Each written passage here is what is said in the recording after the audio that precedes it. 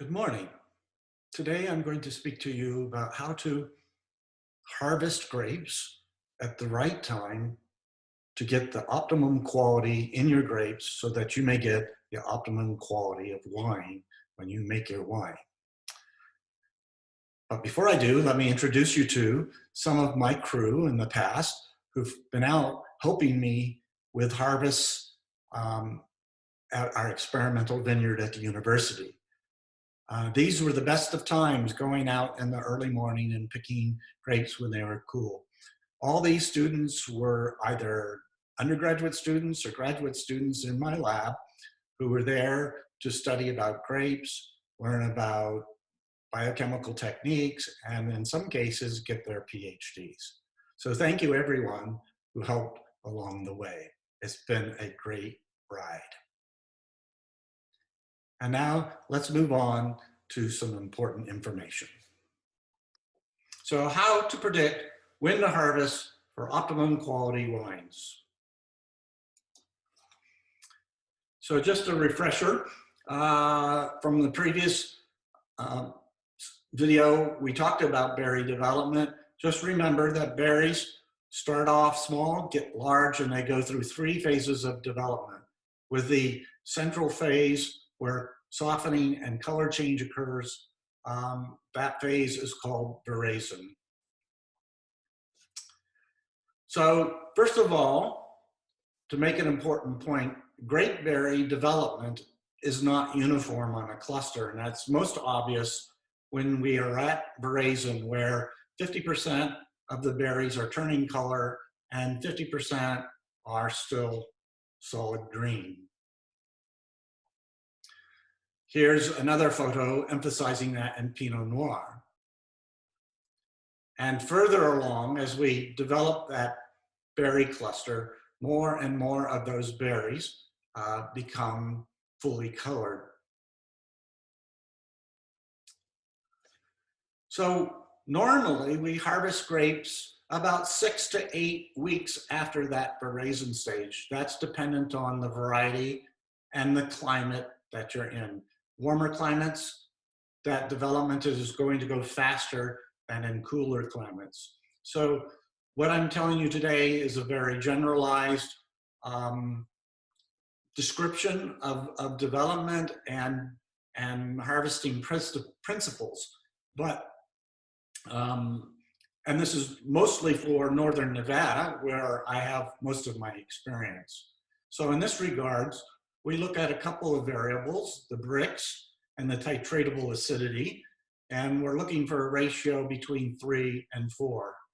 In the early days, we tended to pick a little on the low end at 3. Today, we're picking more around 3.5, as we've discovered that we get more flavor development in the berries if we let them go a little bit longer.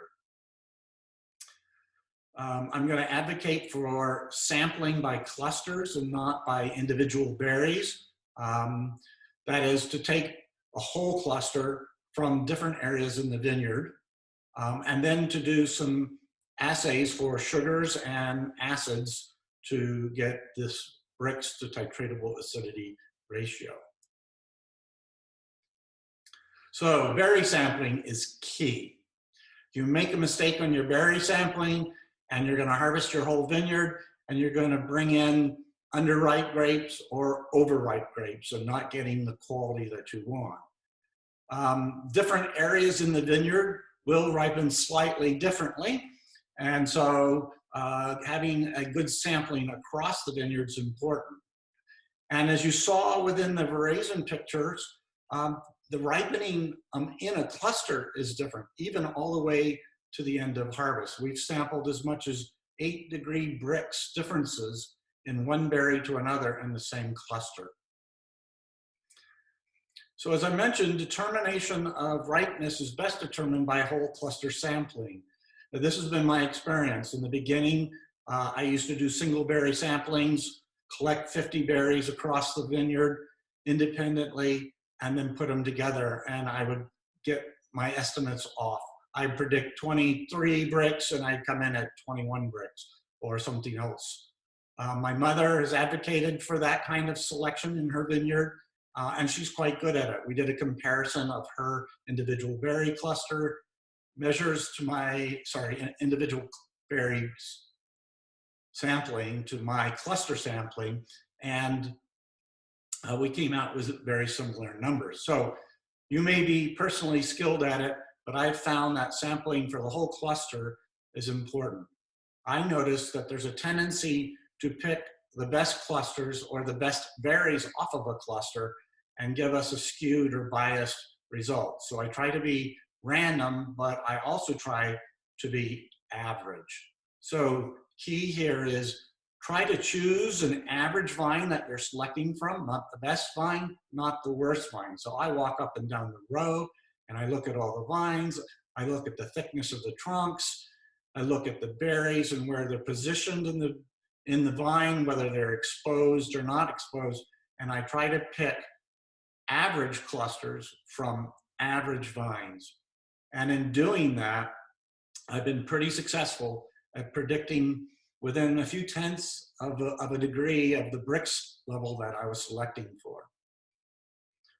The number of clusters that one might choose is dependent upon the size of your vineyard and the topography, the variation that you might have in that vineyard. And clusters should be immediately mixed together, all one, and crushed together as a uniform juice sample to try to get an average value of that juice. So how do we measure Brix, or the sugar content? A simple way is to use a refractometer, as we see here in this picture, where you can do it right out in the field.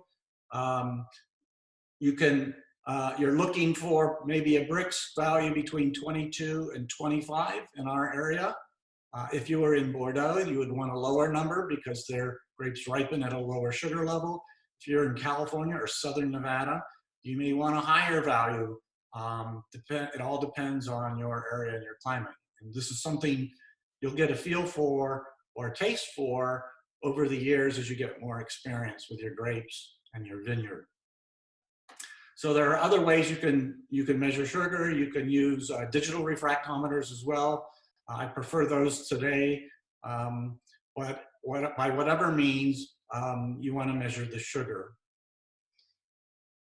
Ripeness is in part dependent upon Brix, but also on the acidity of the grapes as well.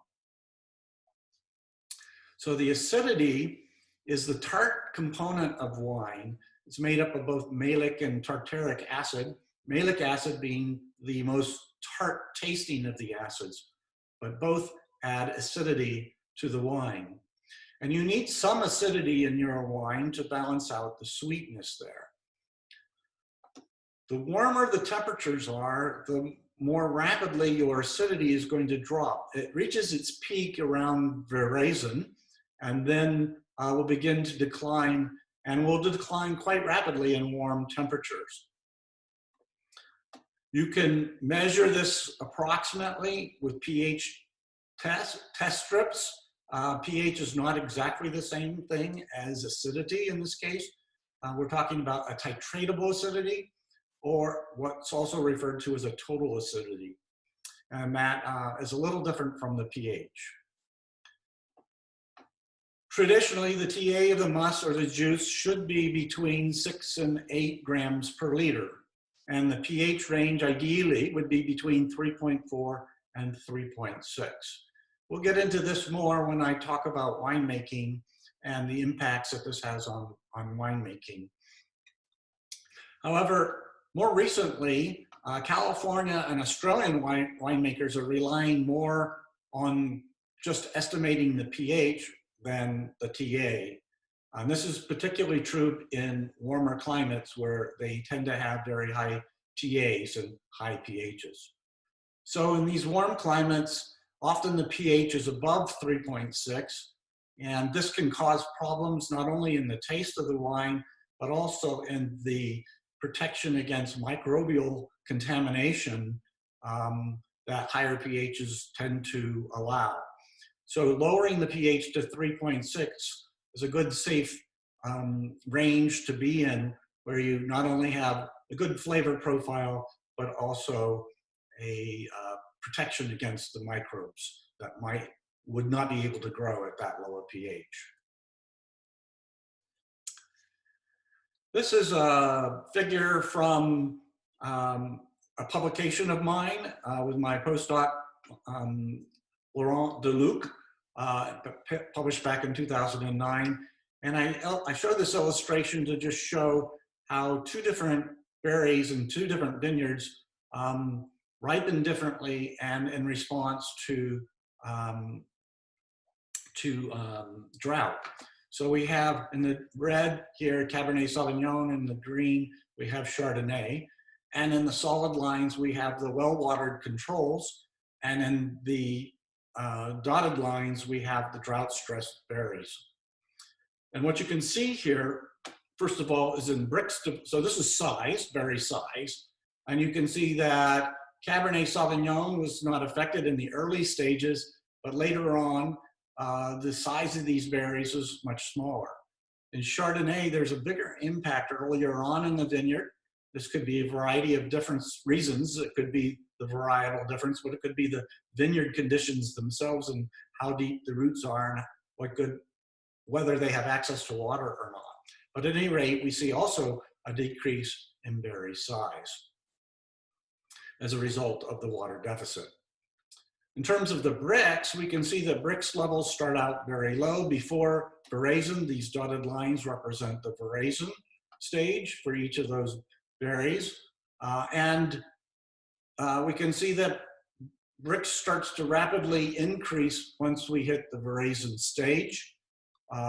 And it begins to increase rather dramatically and peak out. In this case, the Cabernet Sauvignon peaked lower at around 20 here at the stage that we harvested the grapes. And you can see that the water deficit vines had a much higher Brix level in the Cabernet Sauvignon, but not in the Chardonnay. So again, these are responses that are varietal dependent. Here we see the titratable acidity, and we see, again, the titratable acidity is high in both genotypes prior to véraison, and as we hit véraison, we see a steep drop in the titratable acidity down to as low as 5. And there's a little bit more of a rapid drop in the malic acid, in fact, in the Cabernet Sauvignon than in the well-watered ones. So there is a slight change in the titratable acidity, but this really, by the time we harvested, ended up not being significantly different. So I don't just advocate sampling at one time, just before harvest, just before you think you're going to harvest, but in fact, I advocate that you sample ahead of time, at least weeks beforehand, so that you can more accurately predict when your ripeness is going to occur, because you could get your sampling wrong at one particular time. And so you may see some variation or bouncing around of your numbers. And by plotting numbers here, and here I'm comparing young versus mature vines in my mother's Chardonnay vineyard in Carneros, you can see that there's slight differences here. There's a slowing down and then a picking up of the vineyard here. And then if we look at the titratable acidity, we can see that the young berries have actually much less acid in them than the older berries in this particular example. And so this is not Brix here, this is the TA, whoops. And then if we plot the Brix to TA ratio, which is the value that I try to use, I'm shooting for about 3.5, you can get an estimate of, if we look at these plots, we can start to guess that, oh, we're going to be ready about this time out here for our harvest. Whereas in the young, more mature vines, they were developing slow, and these were older vines that were somewhat diseased, so they just not developed as quickly as the younger vines did.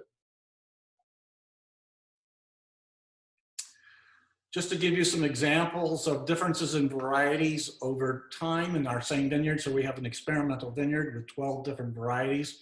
And we have here Semillon, Merlot, Pinot Noir, and Cabernet Sauvignon. And these are drought stressed versus not drought stressed. We can see the symbols over here, well watered and drought stressed Brix.